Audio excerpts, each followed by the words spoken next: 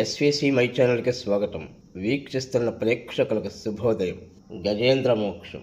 పాల సముద్రంలో త్రికూటం అనే అందమైనటువంటి పర్వతం ఉంది. ఆ పర్వతం 10,000 ఆమడల పొడవు, అంతే వెడల్పు మరియు ఎత్తు కలిగి త్రిభుజాకారంలో ఉంటుంది. ఈ పర్వతానికి బంగారం, వెండి, ఇనుముతో నిండినటువంటి 3 శిఖరాలు ఉన్నాయి. ఆ కొండ ఆకాశాన్నంటే పెద్ద పెద్ద వృక్షాలు, గల్లు గల్లుమని మ్రోగుతూ పారే సెలయేర్లతో, మంచినీటి సరస్సులతో, రంగురంగుల రత్నాలతో, ధాతువులతో నిండి ఉంటుంది.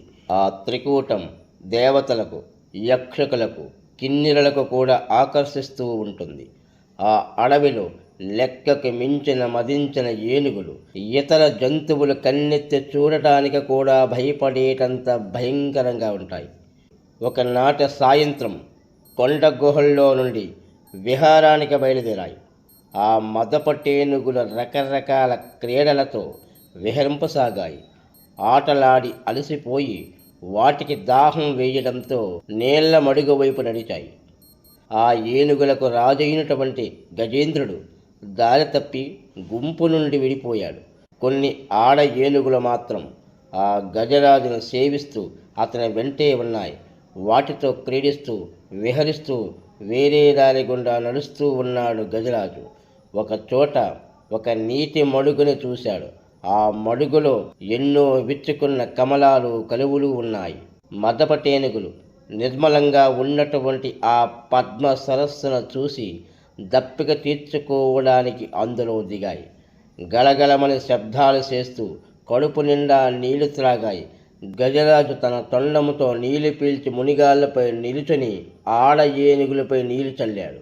తన ఆటలతో ఆ సరస్సును అల్లుకల్లోలం చేసేశాడు. దాంతో ఆ మడుగు అందచందాలు మాసిపోయాయి.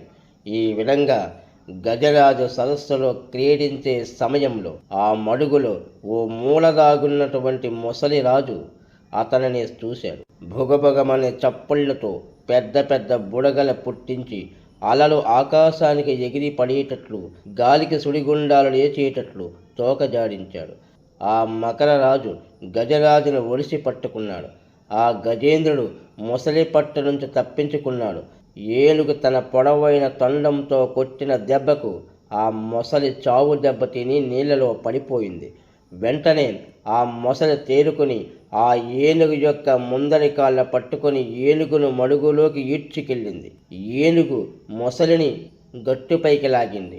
ఏనుగు కంటే మొసలి బలమైనదని, మొసలి కంటే ఏనుగు బలమైనదని అన్ని లోకాల్లో ఉన్నటువంటి వీరులంతా కూడా అనుకుంటూ ఆశ్చర్యపోయారు.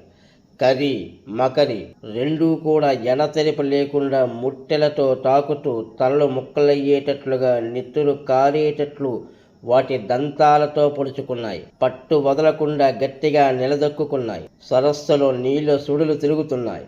వాటి యొక్క పోరాటం లోకాలకు భయంకరంగా సాగింది.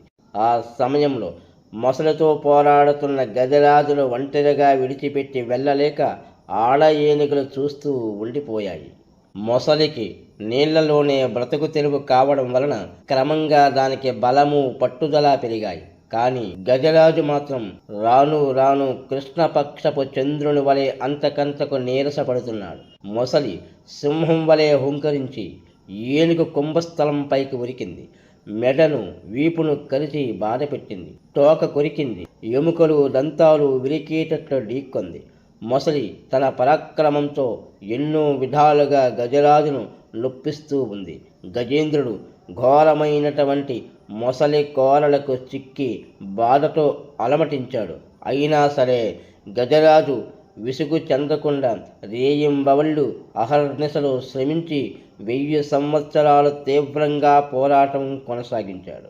పూర్వజన్మ పుణ్యఫలం వలన గజరాజు ఈ విధంగా ఆలోచన చేసింది. ఈ మొసలిని ఎలా గెలవాలి? ఏ దేవుణ్ణి ప్రార్థించాలి? ఎవరు నన్ను కాపాడుతారు? ఈ మొసలిని అడ్డగించేవారెవ్వరు? అడవిలో పెక్కు ఏనుగుల సమూహానికి రాజునై గొప్ప గౌరవాన్ని పొందాను.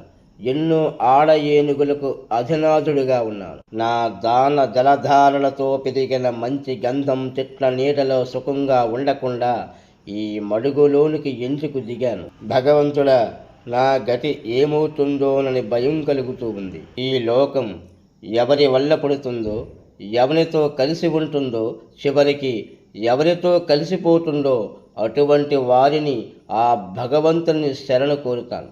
శాశ్వతంగా అఖండమైనటువంటి రూపముతో ప్రకాశించే ఆ దేవదేవుణ్ణి తల వంచి ప్రార్థిస్తున్నాను. దేవుడు ఆర్తుల ఎడల ఉంటాడంటారు, అన్ని దిక్కుల్లో ఉంటాడనంటారు. అటువంటి దేవుడు మరి ఉన్నాడో లేడో అని ఈ విధంగా తలంచి మనస్సులో భగవంతుని ప్రార్థించాడు గజరాజు. భగవంతుడా, నాలో ఉన్న శక్తి క్షీణించింది, నా ధైర్యం తగ్గిపోయింది, ఏ క్షణంలోనైనా ప్రాణాలు పోయేటట్లున్నాయి, మూర్ఛ వస్తుంది, నాకు శరీరం చిక్కిపోయింది, నీవు తప్ప నాకు వేరే దిక్కు లేదు, రావయ్యా, కరుణించి నన్ను కాపాడవయ్యా అని వేడుకున్నాడు గజరాజు. ఆ సమయంలో కష్టాలలో చిక్కుకున్న వారిని కాపాడే భగవంతుడు శ్రీ మహావిష్ణువు వైకుంఠంలో అంతఃపురంలో ఉన్నాడు. అందులో ఓ ప్రక్కనున్నటువంటి మేడకు దగ్గరలో ఉన్నటువంటి అమృత సరస్సు దగ్గర చంద్రకాంత శిలల అరుగుపై కలువ పువ్వుల పాన్పుపై శ్రీ మహాలక్ష్మితో వినోదిస్తున్నాడు శ్రీ మహావిష్ణువు. ప్రణయ కోపంతో లక్ష్మీదేవి చీర చెంగు లాగుతూ ఆమెను ఆట పట్టిస్తూ ఉన్నాడు. మరో ప్రక్కన భయంతో స్వాధీనం తప్పిన కాపాడు కాపాడు అని ఆర్తితో విలపిస్తున్న గజేంద్రుని మొర విన్నాడు. గజరాజును కాపాడాలనే ఆతృతతో శ్రీహరి ఒక్కసారిగా త్రుళ్ళిపడి లేచాడు. కాపాడు కాపాడు అని భక్తుడు పెట్టే మొర ఒక్కటే వినబడుతోంది. తనని కాపాడాలని తొందరపడుతున్నాడు శ్రీహరి. లక్ష్మీదేవికి ఏమీ చెప్పలేదు, శంకు చక్రాలు చేతిలోకి తీసుకోలేదు, సేవకులెవ్వరినీ పిలవలేదు, గరుడ వాహనం సిద్ధపరచుకోలేదు, చెవులపై జారిన జుత్తు ముడిని సరిచేసుకోలేదు. ప్రణయ కోపంతో లేచి వెళుతున్నా కూడా లక్ష్మీదేవి చీర కొంగును వదిలి పెట్టలేదు. గజరాజు మొర విని ప్రియురాలితో సరస సల్లాపాలు చాలించాడు. ఆకాశ మార్గాన్న బయలుదేరాడు. విష్ణువు వెనుక లక్ష్మీదేవి, ఆ వెనుక అంతఃపుర స్త్రీలు, గరుడడు, శంఖము, చక్రము, నారదుడు, విశ్వక్షేణుడు. వారి వెనుక వైకుంఠములో ఉన్నటువంటి మిగిలిన వారందరూ కూడా విష్ణుమూర్తిని వెంబడించారు. లక్ష్మీదేవి భర్త ఎక్కడికి వెళుతున్నాడో అడగాలనుకుంది, కానీ అడగలేకపోయింది. ఆకాశ మార్గాన వెళుతున్నటువంటి విష్ణుమూర్తిని చూస్తున్నటువంటి దేవతలు నమస్కారాలు చేస్తూ ఉన్నారు. కానీ గజరాజును కాపాడాలనే తొందరలో మైమరిచి వారిని పట్టించుకోకుండా వెళ్ళిపోతున్నాడు. అలా బయలుదేరి వెళ్ళిన నారాయణుడు త్రికూటం చేరుకున్నాడు. విష్ణువు మొసలిని చంపడానికి తన చక్రాన్ని పంపాడు. ఆ చక్రం దేవతలను కాపాడేది, భూమండలాన్ని వణికించే వేగం కలది, ఎదురు లేనిది. ఆ చక్రాయుధము రివ్వున వెళ్ళి మొసలి తల నరికి పారేసి దాని ప్రాణం తీసింది. మొసలి పట్టు విడిచిపెట్టడంతో గజరాజు ఉత్సాహంగా కాళ్ళు కదిలించాడు.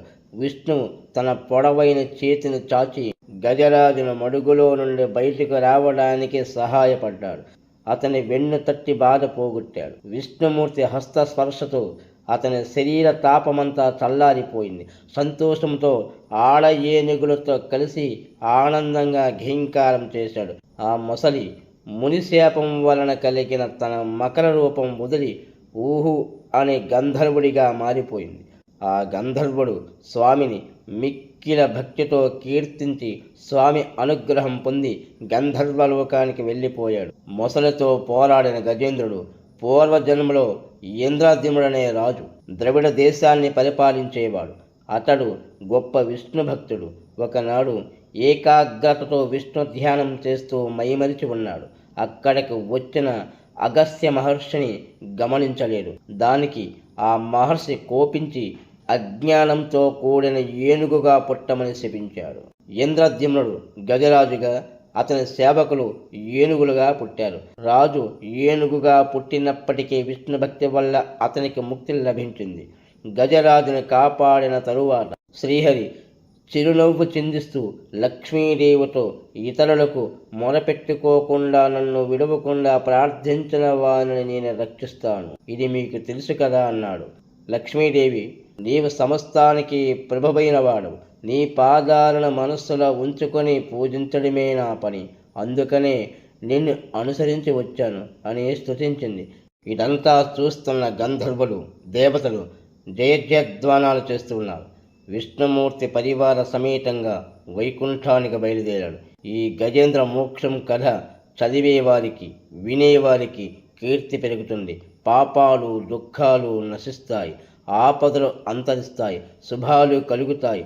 తెల్లవారుజామునే లేచి ప్రశాంతమైన మనస్సుతో విష్ణువును, గజరాజును, ఆ సరస్సును, శ్వేతదీపాన్ని, పాల సముద్రాన్ని, త్రికూట పర్వత శిఖరాలను, లక్ష్మీదేవిని, ఆదిశేషుని, గరుడని, శంకు చక్ర గదాయుధాన్ని, విష్ణు భక్తులను తలంచేవారు మృత సమయంలో నిర్మలమైన విష్ణు రక్షణ పొందుతారు. జై శ్రీమన్నారాయణ.